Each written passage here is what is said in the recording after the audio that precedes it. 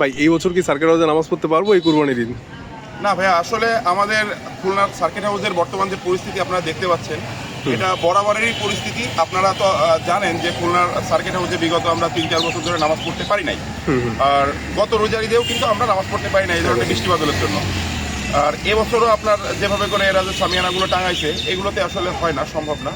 কিন্তু আসলে এখানে যারা প্রশাসন রয়েছে তাদের উচিত ছিল যে বিগত কয়েক বছরের কেস স্টাডি করে তাদের উচিত ছিল যে এখানে উপরে কি বলে ওটাকে ত্রিপল দেওয়া, ত্রিপল বা এই জাতীয় কোনো কিছু, যে মানে কোনো প্রোগ্রামে যেগুলো ইয়ে করে এই জাতীয় কিছু দিলে আমরা হয়তো নামাজ পড়তে পারতাম। আমাদের খুলনায় ঈদগাহ বলতে আসছে খুলনা সার্কিট হাউস, মানে আমাদের যারা প্রধান যেটা করি আমরা সার্কিট হাউসে আমরা ছোটবেলা থেকে নামাজ কালাম পড়ে আসছি। তো আমরা খুবই মানে দুঃখের সাথে জানাতে যাচ্ছি যে আমাদের এই বিগত কয়েক বছর ধরে বৃষ্টি বাদলের কারণে আমরা এখানে নামাজ পড়তে পারছি। কিন্তু খুলনার যারা প্রশাসন রয়েছে বিগত কয়েক বছরে, তাদের উচিত ছিল যে তারা এই কেস স্টাডিগুলো করে তাদেরকে এইভাবে করে আর কি, মানে যেভাবে মানুষ নামাজ পড়তে পারে বা সেভাবে সুবিধা করার জন্য।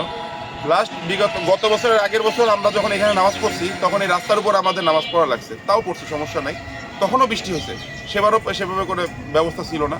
মানে এখানে যে ব্যবস্থাটা করে এটা শুধুমাত্র রোড প্রোটেকশনের জন্য, কিন্তু যদি তারা একটু বৃষ্টি প্রোটেকশনের জন্য করতো, আবহাওয়ার কথা চিন্তা করে আমার মনে হয় যে অ্যাপ্রক্সিমেট 20-25 লাখ টাকা বাজেট হবে। ধরে এখানে যদি আরো কিছু টাকা বাজেট বাড়িয়ে যদি করতো, আমার মনে হয় যে ভালো হতো।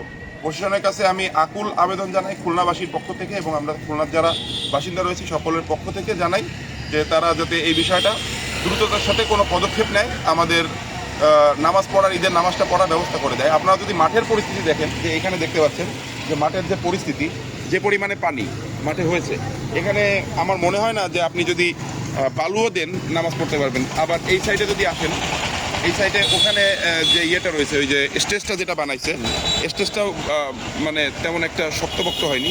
অবশ্যই এটা টেম্পোরারি স্টেজ, অত বেশি শক্তপোক্ত হয় না। স্টেজটা ডাজেন্ট ম্যাটার। ম্যাটার হলো গিয়ে এখানে বিষয় হলো কি এখানে যদি নামাজ পড়তে পারি, আমাদের আকুল আবেদন প্রশাসনের কাছে আমাদের নামাজ পড়ার ব্যবস্থা করে দিই। ধন্যবাদ সকলকে, ভালো থাকবেন আশা করি। আসসালামু আলাইকুম।